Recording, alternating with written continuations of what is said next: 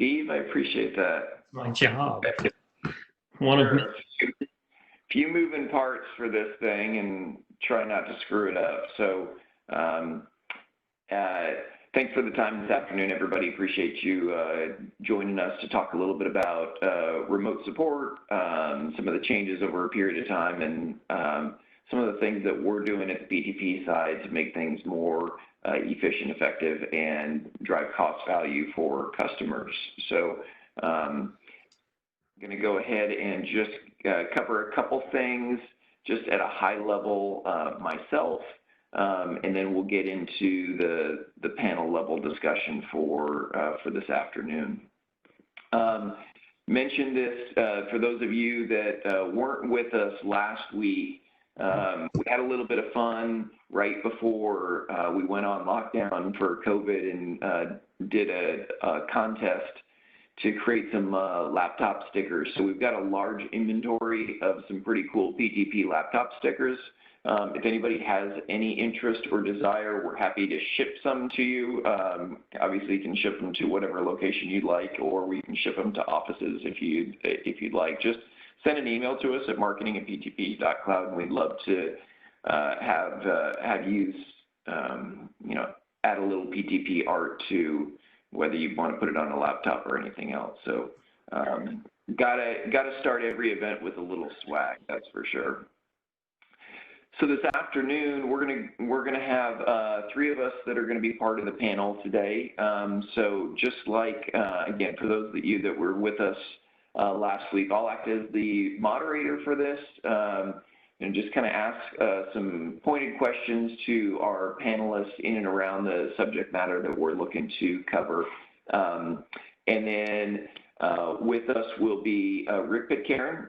He's our Senior Director of Managed Services and Operations, runs everything from the network and cloud support, and I'll let him introduce himself a little bit once we start with the panel discussion. And then Steve Hubinar is our Director of Security Services, and he is the captain of all things no fun and lockdown. So we'll look forward to hearing from both of those gentlemen. As we mentioned again last week when we ran the event, this is intended to be a virtual happy hour. So those of us that are choosing to partake in whatever you'd like to drink, just going to mention a little bit about what we're enjoying, because I'd probably be doing that if I was sitting at an event or a bar with you while we were chatting about business and talking shop. So for me today, a little bit different, but I'm going with this. It's another double dry hop pale ale. This is kind of my favorite, my go-to. Same brewer as last time. This is Tufts Brewery in McKinney, Texas.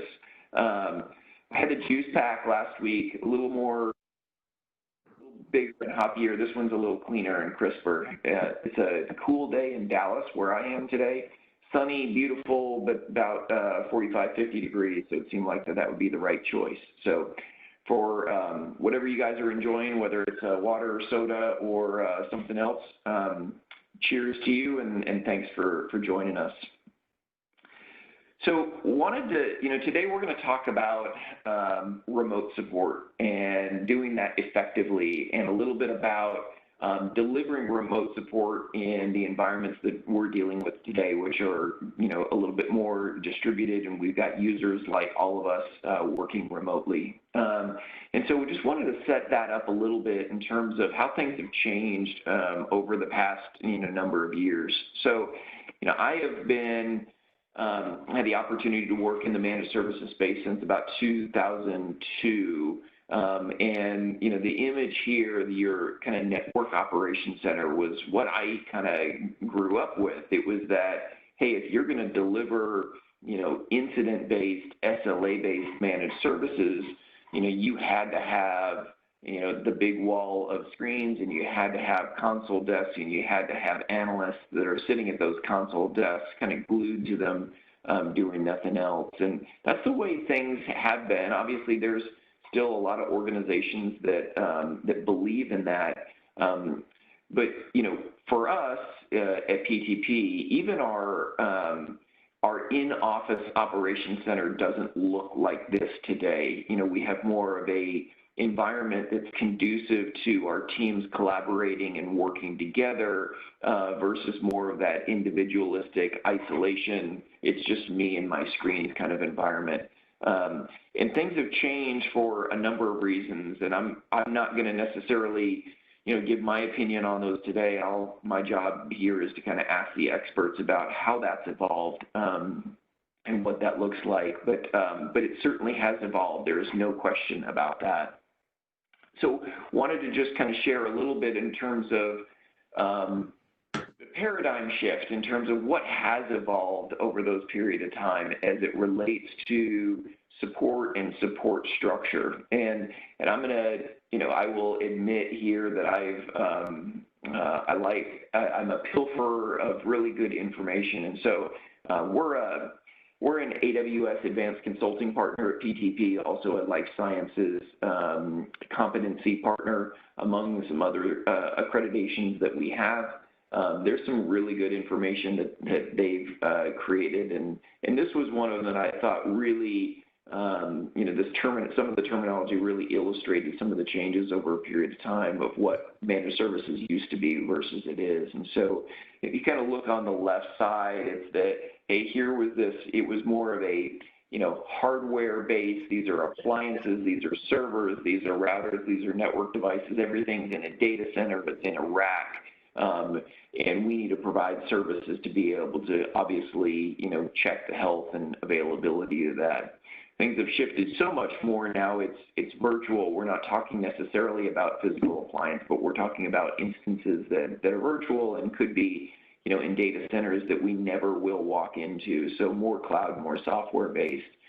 As I kind of alluded to on the previous slide, you know, a lot of it was centralized operations and operation center, you know, kind of fixed data center where a lot of people were. Now we're much more distributed in our infrastructure as well as our people.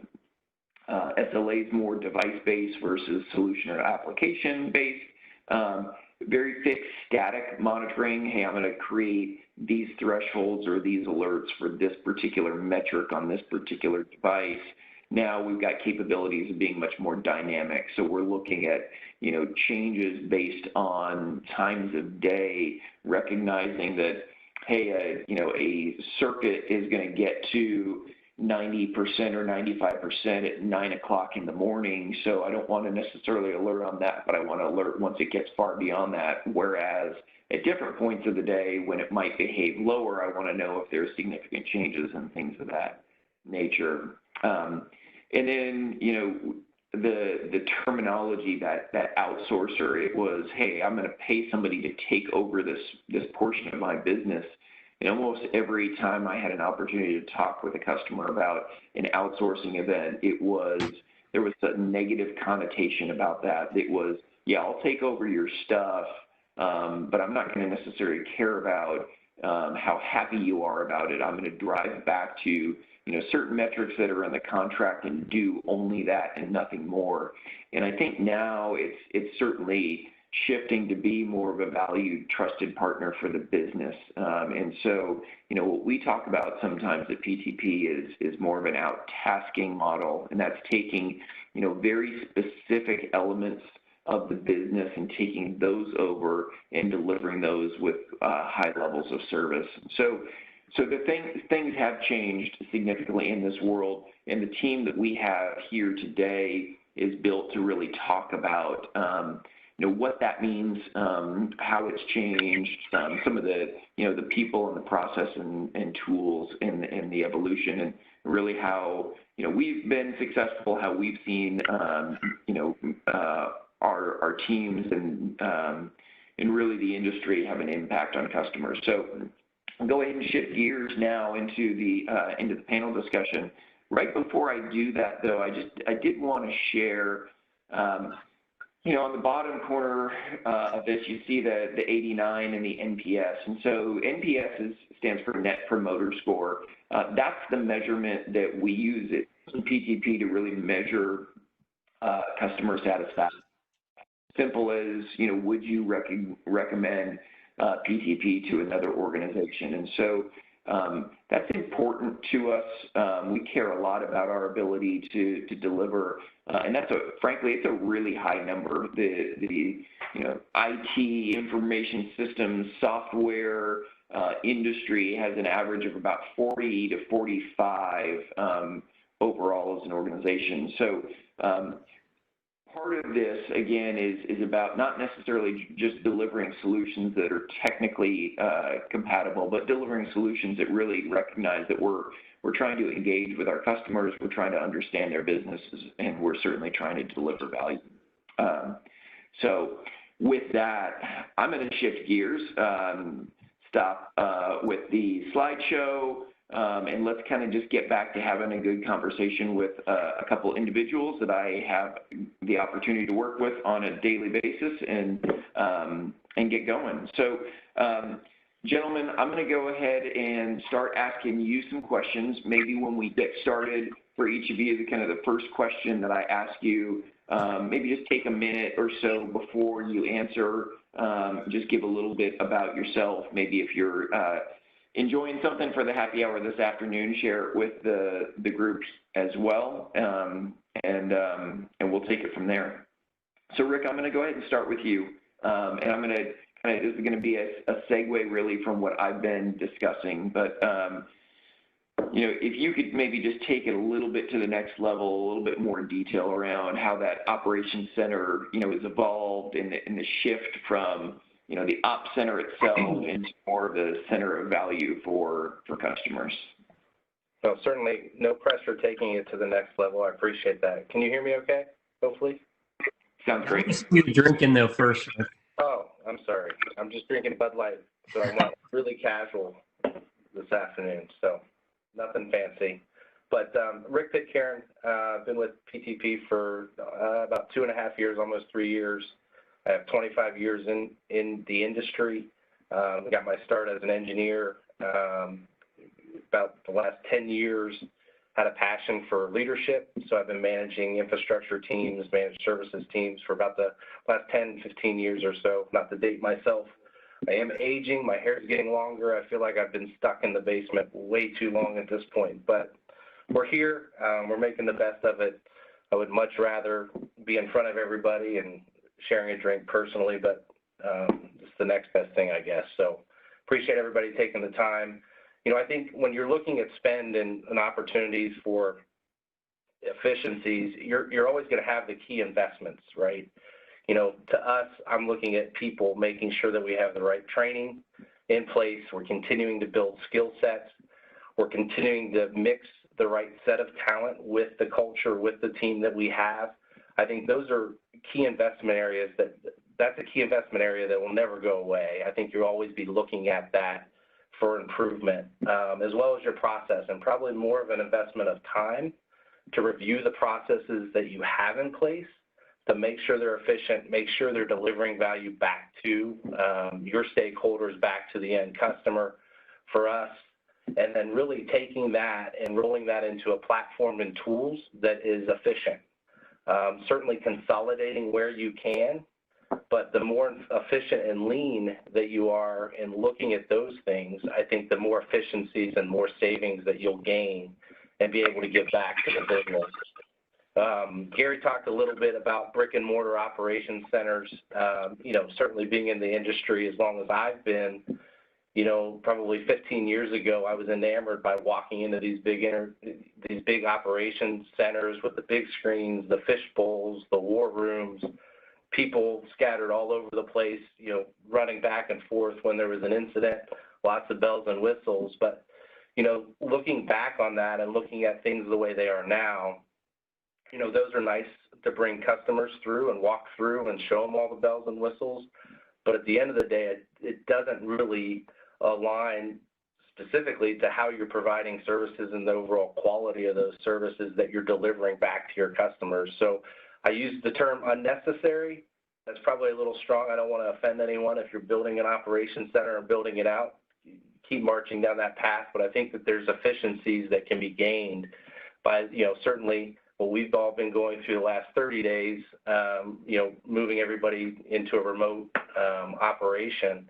I think you can look at things a little bit differently. And I think for us, the focus is always on our people, making sure that, we're providing them with the best team culture to succeed, defining sound processes, and really leading into a well-tuned, highly functional operations center. And really that's been our focus.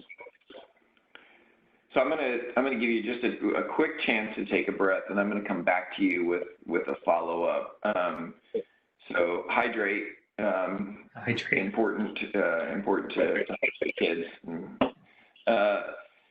So this whole transition to remote operations. So was it 3 weeks ago, 4 weeks ago, that we made a decision that, hey, we're not going to have anybody in the offices anymore. And I think that was, we were having that discussion on a Wednesday or a Thursday, made a decision that, once everything concluded on Friday, that we'd be, the operations team would be out of the office. And obviously, we work on weekends so that we were immediately ready to go. Can you just talk a little bit about, we didn't miss a beat. There was no impact at all to customers. Just describe a little bit about, the setup that we have. This is not about a, hey, pat ourselves on the back. This is more about the environment and the way the systems were deployed. But just kind of talk a little bit about our environment, the tools we use, kind of where they're deployed and how they're deployed that allowed our team to be able to just shift to a home office and not have any impact. Yeah, I think, I'd like to say that we were forward thinking enough. I think it's part luck, part planning, with the way we kind of went about it. I think when you look at how we've built our systems, or we've utilized different platforms over the last several years, I think, one of the main benefits that we gain is we moved to a SaaS model. So these applications from a service management and IT operations management perspective, we're operating within the cloud, so we don't have the physical infrastructure that we necessarily had to worry about moving, or the physical connectivity that we needed to worry about switching over. So I think we gained a lot of benefit, a few years ago when we made those decisions. Fast forward to now, that we were very quickly able to move operations, utilize the internet, utilize multi-factor, VPNs as that secure method to access and have visibility into our customer-supported infrastructures. So I think just that planning and going through that really prepared us. I'd like to say that we were forward-thinking enough, but I think you always plan in IT for failure.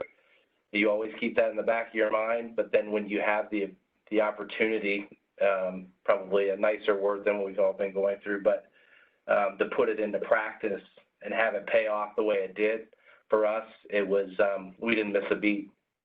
So we were able to continue supporting our customers, like we always have. And, I don't think any customers would have seen a difference into the support and the quality of the support that we were providing. For sure. So that's a great segue. And so Steve, Rick alluded to, he mentioned a couple of the security technologies, but as our security leader, it's one thing to be able to have tools distributed so that we can allow our teams to be able to work remote. It's another thing to feel like, we're adhering to our security policies and we're protecting our information and obviously protecting access to customer environments as well. So maybe, from just the ability to be secure and work from home, discuss some of the key technologies and things that we have in place and other organizations can put in place that will have a big impact. And obviously some of these are going to be obvious, like VPN, but maybe some of those, some of the others that you're seeing that really drove some value. But first, what am I drinking? That's right. So we have your standard gin and tonic. I'm drinking some gin that's made from Big Woods Brewery. So they are at least a craft brewery that makes gin. In Nashville, Indiana. I would highly suggest them if you're ever out in that area. But so just part of Nashville. What's that? What part of the state is Nashville, Indiana? It's right across the line. It's probably an hour from the Ohio border. Okay. Not quite Indianapolis, but yeah, just a little closer than that. All right. Can I make a run to French Lick and go see Larry Bird's home when I'm? Always make a run. That's good. I don't Good know that places they'll to let buy you alcohol let in you New into Indiana right now. I don't know that they'll let you in. Who knows? No. Bad joke. Bad joke.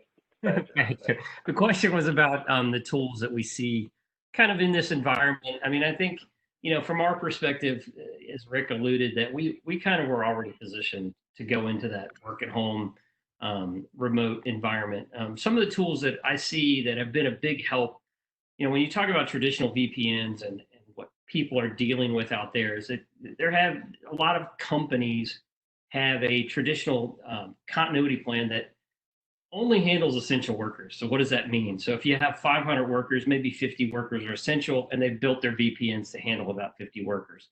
And maybe throughout the week and throughout the months, they only have about 50 workers that work at home at one point. So I think as a community, what we hit was, I know that only essential workers can go in, but I want my entire company to keep working from home. So instead of 50, I need 500.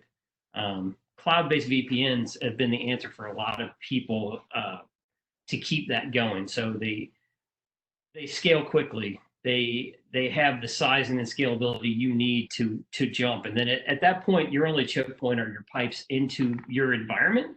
If you're a cloud-based company, you don't have to worry about that at all. But if you're a traditional based company, the only thing you would look at is, what are the size of the internet pipes coming in? So cloud-based VPN, I think, saved a lot of people, a lot of customers. Like I said, I think, from what Rick was saying, we were already there. The next thing you have, I think one of the other problems you're going to have is when people go home, they're at home. They're going to hit the internet. Let's face it, and people are people. They're going to hit the internet. They're going to go to nefarious sites, whether they want to or not. We could talk a little bit later about, what's going on with COVID, and I think what's going on in the security world with COVID. But, there's a lot of stuff coming in malware-wise. Nefarious sites are out there. People go, shopping. They're out looking for things. The one thing that Umbrella does that we employ in our company, and that others, our customers also employ, is that it gives you the ability to control where your users browse from their homes. So it's, I would claim it's one of the best security tools I've seen. I've been in the security industry for 20 years. Let me back up a little bit. Within 20 years, I think it's one of the most effective, best tools I've seen that keeps people from doing bad things on accident. It uses Cisco's Talos database of bad places to prevent people from, just getting in trouble. You can apply off-prem and on-prem URL filtering. So I think it's a very valuable tool as we kind of go into these times. When you don't know, you have people with their home desktops, you have people with laptops going out and connecting to their home internet, and it gives you just a certain amount of control there that normally we wouldn't have had. And then I think, another thing is a good endpoint protection product. Now, at a minimum, you got to have antivirus.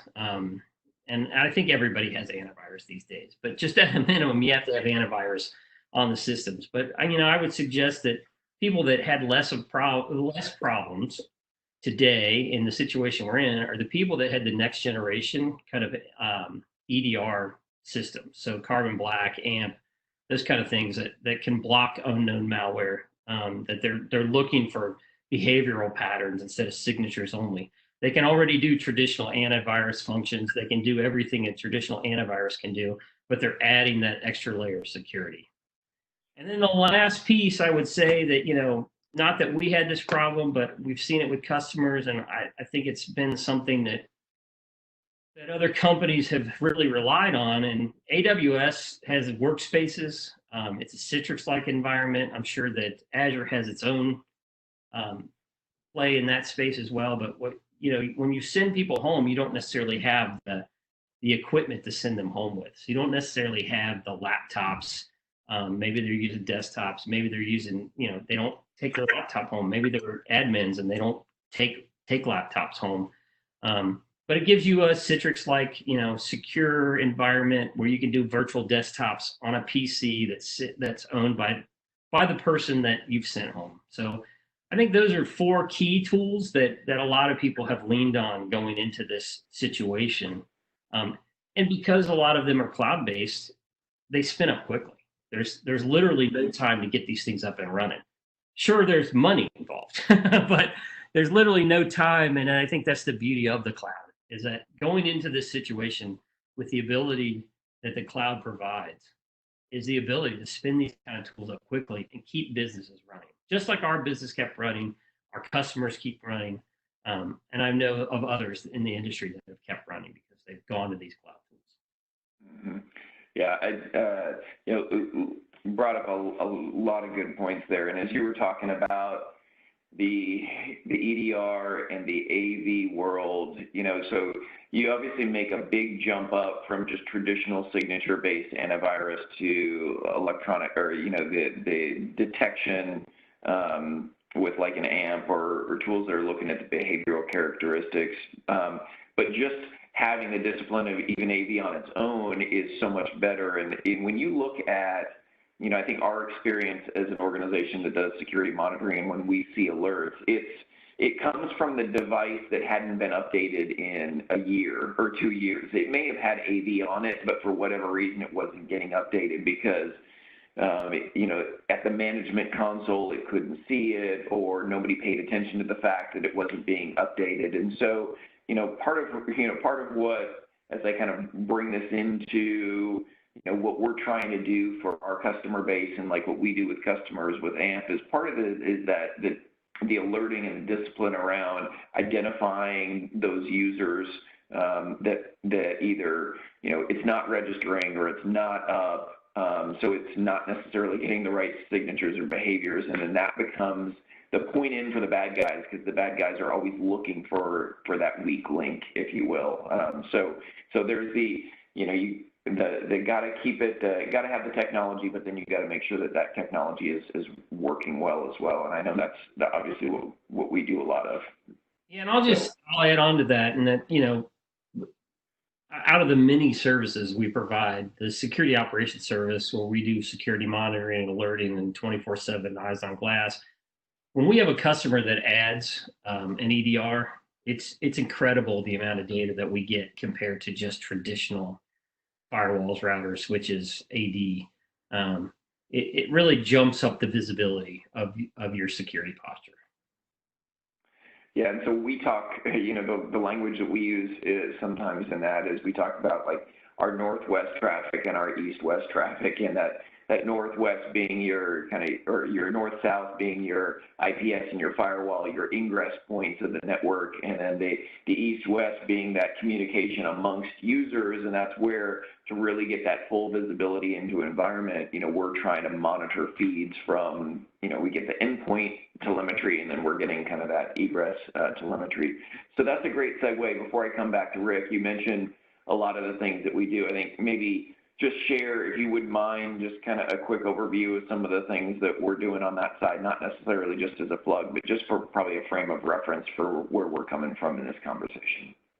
Yeah, so I think, I see us as offering, 2 major roles, and I'm simplifying this, but 2 roles. We typically are either an extension of an existing security team that just doesn't have the time to do what we do, or we are the complete security team where a company doesn't have the expertise or the budget to hire security services. So kind of a laundry list of what we do would be a SOC service, a security monitoring and alerting. I don't want to say traditional because I don't think it's traditional. I think that we have some great people on our team, so a lot of experience on our team, some good developers on our team, and just some in-depth security guys on our team that make that service a whole lot different than most. Vulnerability management, which I would think should be higher on everybody's list. I can tell you that from my experience in security, if you had a good vulnerability management program, which is usually at the end of your list of things to do, a good vulnerability management program can stop a lot of attacks. Multi-factor authentication services. We provide DNS security and management through Umbrella. which I talked about earlier. Like I said, I think it's one of the best tools that's come in a while. Centralized endpoint protection, so the AMP or the Carbon Black kind of either as a service or as a product. And then we've provided compliance and policy help before. So if you don't have those security professionals on there, that there's a lot of things nowadays that require compliance from other entities, whether it's PCI or HIPAA or whether you're just trying to become NIST compliant so that you can prove to others that you secure your data. We can help in that area as well. And then talking on the way on the bottom of that is we do have the talent to do traditional firewall and IPS management as well. You bet. That's a laundry list and trying to not make it sound like an ad, but yeah, I appreciate that. I think it's an important context based on the conversation. So Rick, I'm going to come back to you. So this is going to be a little bit about kind of empowerment and how we leverage tools. So we're a service provider. We're not a software developer, never wanted to be a software developer. But we leverage a lot of software tools to deliver the services that we do back to our customers. And hey, a lot of those tools are, commercial off-the-shelf things that our customers could buy as well. Hoping you can just kind of give us a little bit of view into the work that we've done and how we've adapted those tools and how we've kind of built process around them that allows us to kind of deliver the value that we do back to customers. Yeah, so I think for us is really to create the right visibility and really consolidate, whether it's service management, operations management, we're pulling machine data into the operations center, consolidate those things and those inputs, if you will, into a single pane of glass. I think, for our analysts, for our engineers, it's definitely easier for them to go into a single tool. And when I say single tool, I mean front-end portal or something they have access to where there's systems running in the back end, maybe presenting data points, different data points, but we're able to take that, whether it be through API or other integration methods, and pull that into a single pane of glass for our operations center. I think that's probably been most effective, simply because to your point, there's always different tools that are going to hit the market, and we have to be able to adapt very quickly. We may have a customer that wants to see different types of information. We may not have a method to present that to them today, but we know that it's going to roll up into operations and day-to-day management. So, we've leveraged a lot with APIs and integrations, either to the cloud with our platform to be able to pull that and dynamically pull information, especially with the cloud as it changes or as that cloud infrastructure grows, we're able to pull that information in very, very quickly and be able to capture operational data from those endpoints, those infrastructures, and what have you, to make sure that, when events do occur or when changes do occur, that we have that visibility. The operations center is notified, and we can begin that mitigation and remediation of the issue. And then on the reporting and the trending, I think that's important too. For us, we have a health check process that we're looking at customer environments and their infrastructures on a weekly, monthly basis, and then we're rolling that up into a monthly report to really share with our customers so they can make IT decisions and really help guide that IT roadmap. As Steve alluded to, we can become that extension or we can provide recommendations, but really for us to work well and do what we do, I think, we try to fit with the internal IT teams for our customers and just become an extension of that. I think that works really, really well. And then, you have reporting requirements now that seem to be all over the board based on different IT roles. So you have engineers that want to see certain information, you have management that wants to see certain information, and then you have the executive level that wants to see certain information on the operational components. So for us, we do a lot of customization to make sure we have the right dashboards in place, the right reporting structure so it adheres to the audience that wants to see that information, and they can take that and then take meaningful business action or what have you, IT action and make decisions that are driven basically through that data.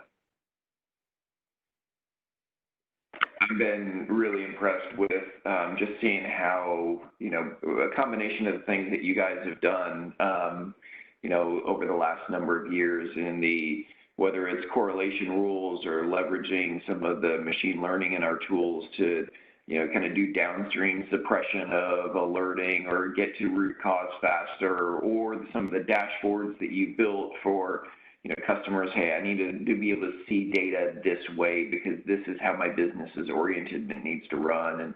And that's where I just, value it's one thing, to have a tool. It's another thing to kind of have the expertise and process and how it's used to be able to extract that data from that. It's, like ServiceNow, for example, we happen to use, Sharewell, but obviously ServiceNow is a really huge company in the industry and has a lot of traction in building workflow. And so it's one thing to buy ServiceNow. It's another thing to implement ServiceNow because it's an entire workflow that needs to get built in. And so in our world of operations between us and our customers, I think that's obviously what I've seen the team do really well. So I appreciate that. That's helpful. So we're talking a little bit about making tools do things we want them to do. So Steve, I'm going to come to you with some automation question as it relates to security. So, we've had the opportunity to work together now for a couple of years, and I know, our very first conversations were around, hey, we got to figure out ways to automate some of these activities that don't make sense for us to try to do manually or try to do with people. And you've done a tremendous amount in the last several years about, kind of offloading that and just driving more efficiency and higher quality into what we're doing. So I'm hoping you can share with our audience just a little bit about, some of the approach in general, and then just some of the elements that you've been able to automate, and how do you ensure, the right things are being automated, but still the right things are being addressed by the trained security professionals that need to see them, right? There's what do you automate versus what don't you? If you could just kind of elaborate on that, that'd be great. Yeah, so, automation is kind of a passion of mine. It's definitely a passion of some of the guys that work on the team. I swear that one day they'll automate themselves and they won't come in anymore. And they'll explain to me that they should still get paid because they have automated their functions. Anyway, I think it's pretty simple. The first thing you want to do when you talk about automation, and I think the future is automation. If you're just using shrink wrap products and you're just kind of manually going through those, there aren't enough people in security, let alone in technology, to do all these kind of these daily functions. So that being said, the first thing you have to look at is what are the repetitive tasks that your engineers are performing every day. So are they doing reporting? Is it ticket creation? Do they do daily health checks when you could automate that when thresholds get met that they could be alerted?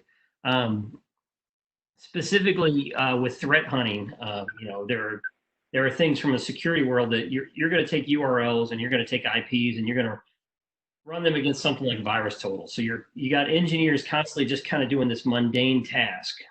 We've recently switched to a tool that does this task for us. So it will take those URLs, take those IP addresses, and just run them against VirusTotal for you, and then let you know if there's a problem. So I think that's step one. All your repetitive tasks, you need to automate them as much as possible. And then as you go, you start getting more advanced. And you do have to make intelligence decisions. Automation, guys that are into automation, they love to automate everything, like I said. But you do have to make kind of intelligent decisions at some point that, hey, should I automate that or do we need to get eyes on that? And I would say at times it's a combination. We have, let's say within our security tool, if I have data coming from a firewall and it's log data that says something's been blocked. Now, I don't want my engineers looking at blocked data as a pry 1, pry 2 situation. So I don't want to, what I want to do is I want to automate the filter into that, and I want to put that in a separate bucket, and I want to say, okay, well, we'll look at that later. What I want is the things that haven't been blocked, which look like malicious activity, and alert the engineers when it happens. A SIM tool out of the box or a security monitoring tool out of the box is going to alert you on everything. So one of the pieces of automation when you get to that mature level is to say, like, now I want to look into this and say, okay, I want to put that aside. But to your point, Gary, that's where it comes in, that threat hunting and putting real security eyes on things like that. So we don't want to put those things aside and forget them. We want to put them aside because they're not emergencies. So you're automating the non-emergencies to come over here. Now we're going to do threat hunting on those devices. We're going to have people look through what's been blocked, and we're going to use that information to tune your environment. So in general, and I think that's just how it plays. You have these different decision points as you go through automation as to whether it makes sense or not. Do we need to, disable this box if it is doing X, Y, Z?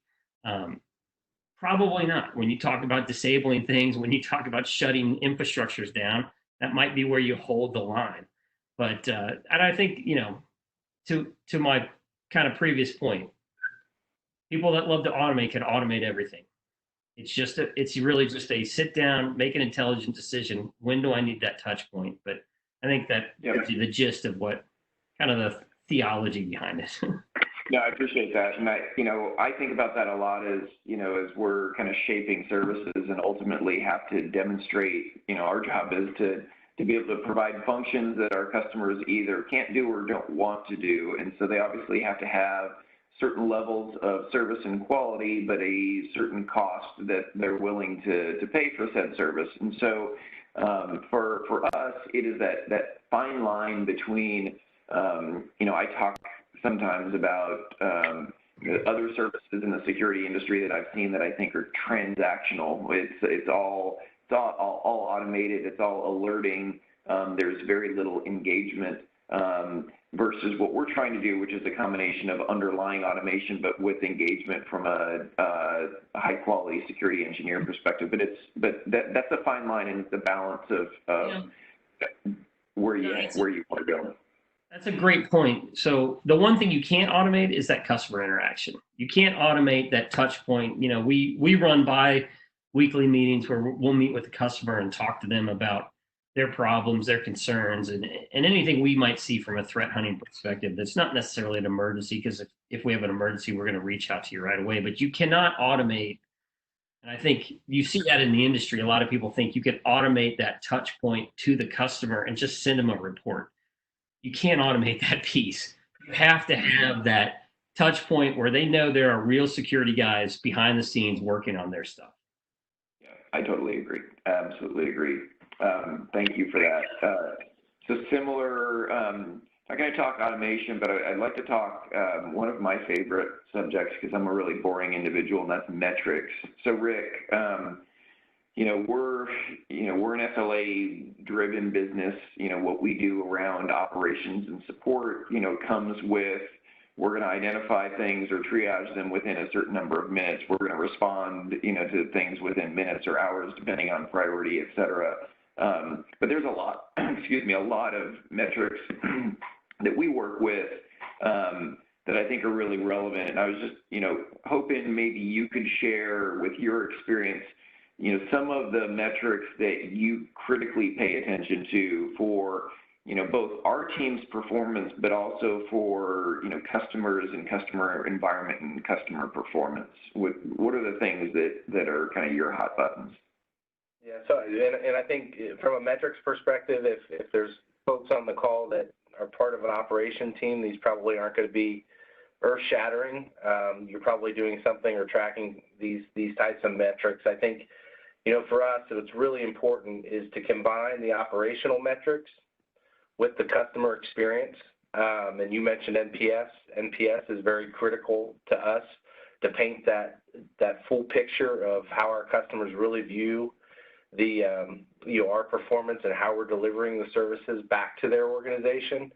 I think without that feedback, the metrics are just the metrics, because I can look at them all day and I can look at response or resolve SLAs and say, okay, we're above 98% in these areas.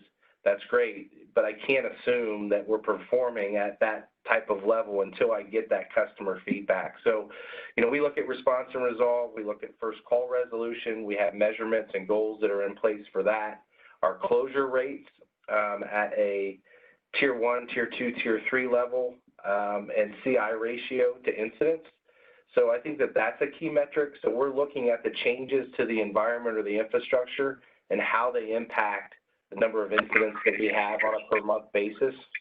I think that's critical when you're making a lot of changes to the environment, to look at the incidents per CI or configuration item that you have to see if they're trending upward or if they're trending downward. From a change management perspective, successful failed change percentages and setting goals and benchmarks around those to measure your change management process. Do you have a CAB review? Do you have engineers that are peer reviewing changes? Are you having that dialogue as a team? We're looking at those things. Utilization from a Tier 1, Tier 2 perspective, that helps you to build staff and make sure that you can handle the volume of cases that are being inputted into the operations center. And then the volume-driven metrics, incident, service request, totals, number per month, per week, per customer.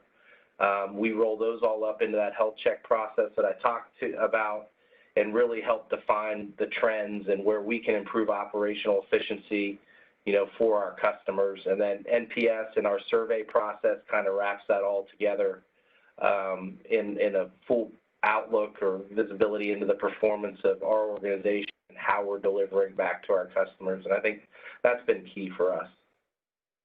Yeah, I agree. And then watching what you've done with not just looking at the individual metrics, but trending them over time, whether it's, again, with our organization or with customers to say, hey, we're trending up, we're seeing an increase in incidents per CI, let's try to drive into what might be causing that, because that's not only, it's work for us, but it's impact to the organization. And I think that's had a lot of value. So I'm going to segue there because I heard things like CAB and CI and changes, and so I'm hearing this recipe for ITIL stuff. So I want to just ask you a little bit about. So I'm sure a lot of the individuals that are attending today are familiar with ITIL, IT Infrastructure Library Framework for Service Delivery and Service Support. So you're obviously a certified, ITIL individual.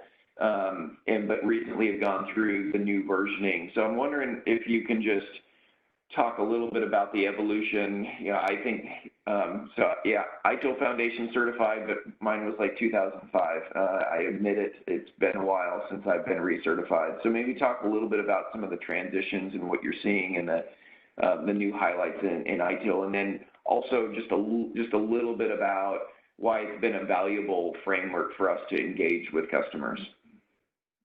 Yeah, so I think from a framework perspective, I think you hit the nail right on the head there. It continues to be foundational to delivering IT services and solutions around infrastructure back to organizations. So from ITIL V3 to ITIL V4, I think that's still foundational. It's still, I think if you view it as a framework, I don't know that any organization is going to implement every single component that's part of it. But if you have that as the foundation to guide IT decisions, I think that's key, and to look at it that way, that's what's worked for me. As I've progressed in the industry and learning different things and building teams and building processes, I think you want to have those foundational processes that are there. I think in ITIL 4, some of the key changes, I think, have been around this term co-creation of value versus just value and enablement. And really that's looking at the partnership between a service provider and the customer to be able, and stakeholder to be able to deliver value back to the organization. So that's one of the significant changes in ITIL 4 that I've kind of learned over time and going through that process. The ITIL V3 processes, for those that are familiar with it, are now ITIL V4 practices. So they're looking more in depth at the roles, the skills, the people, and all of the resources that are part of that particular practice, whether it be incident management or change management. I alluded to CAB before, problem management. It's looking at the individual skills and all of the roles that are part of that to reach a successful outcome, versus just looking at more of an incident management process or a problem management process. And the guiding principles that were in ITIL 3, if you're familiar with those, are now core to ITIL V4. And there's a focus on new areas and efficiencies that I'm sure everybody's aware of, such as Agile, DevOps, Lean, IT governance. And really what that does in ITIL V4 is it builds this concept, what they call the service value chain. So that's taking all of the opportunity and demand that's part of the input into an IT organization. You put it in the grinder, if you will, with the guiding principles, all of the governance, the practices, continuous improvement, and you spit it out. And at the end, you should have value that's being delivered back to that organization. So for me, those are the key things that I took away from ITIL 4 and V4 in my experience with that. I'm sure I've left some out along the way that others might resonate with that are on the call, but for me, that's kind of what I gained from that.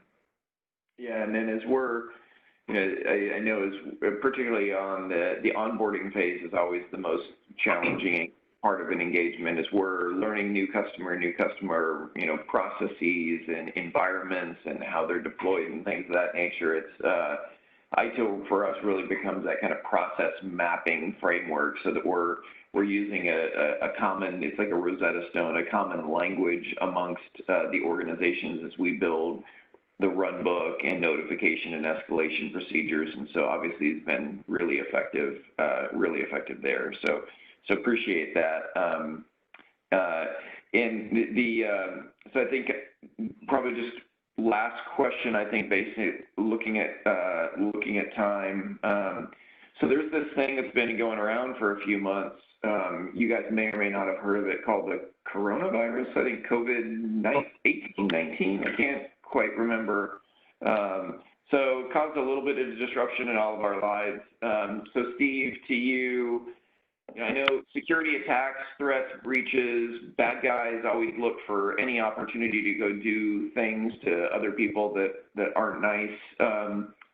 Can you just share some of the things that you're seeing that are going on right now that are being kind of leveraged by the bad guys, and things that we should be paying attention to in the kind of the current state with COVID? Yeah, so obviously, I think everybody who has an email address has seen that every legitimate retailer out there has sent you an email about COVID. Tractor Supply Company has told me how they can help me with COVID. TJ Maxx has the perfect pair of shorts for me to survive COVID. Now, I will say that we should support our businesses, and we need to, if we're in the position to buy shorts and stuff from Tractor Supply Company, we should keep buying, because those guys need jobs, and that's great. So anytime you see something like that, where legitimate businesses are using something to kind of project their own advertisement, you're going to see bad guys latch onto that. And for instance, I think I've counted 3 at least PayPal accounts that during these troubled times, your PayPal account has been compromised. Please click this link to log in, and make sure your PayPal account's all right. I would say from a security perspective, make sure that you delete that email, log legitimately into your PayPal account, and make sure that there's nothing going on there. But the reality is those are malware, those are phishing campaigns that are going on. So just a couple of stats that I recently looked up was Risk IQ put a report out that over 800,000 new hosts have appeared on the internet with the words COVID virus or coronavirus. So, if you think about that, some of those might be legit, but probably the majority of them are not. They have a spam mailbox feed that 150,000 emails a day are spam folder that says Corona or COVID. So obviously things have amped up. I think from a school system point of view, 17 U.S. school districts and colleges have been hit with COVID-related ransomware. So they've clicked on something and now they're holding those school districts hostage. And they're taking advantage of the fact that the schools have scrambled to get people at home educated.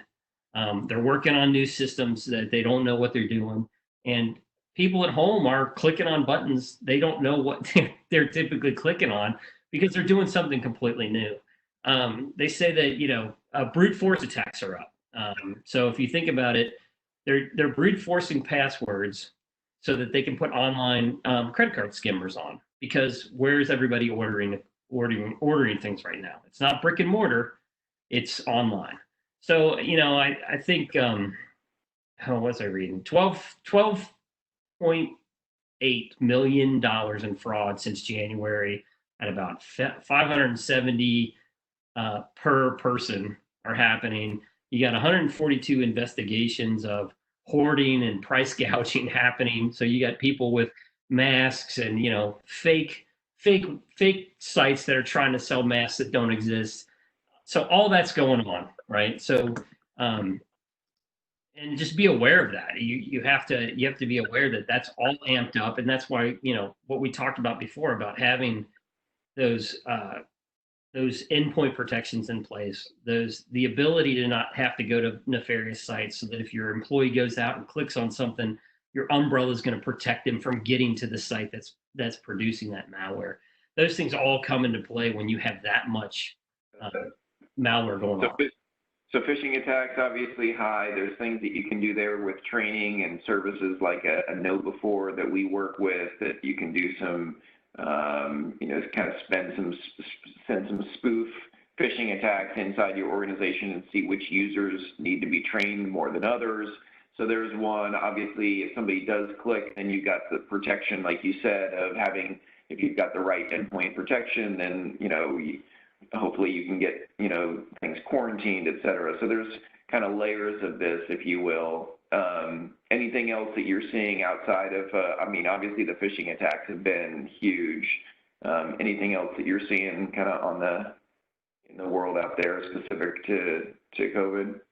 The health industries are getting attacked. Obviously I think, and it all relates, a lot of it relates to phishing because they're taking advantage of the public that's sitting at home.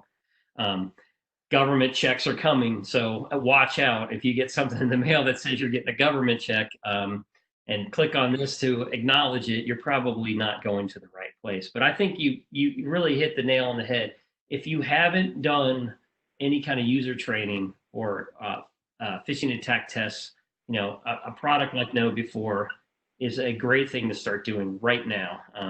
People have a little bit of time on their hands because I think work at home has created a little bit of time for people. I think it's an excellent time to educate your users.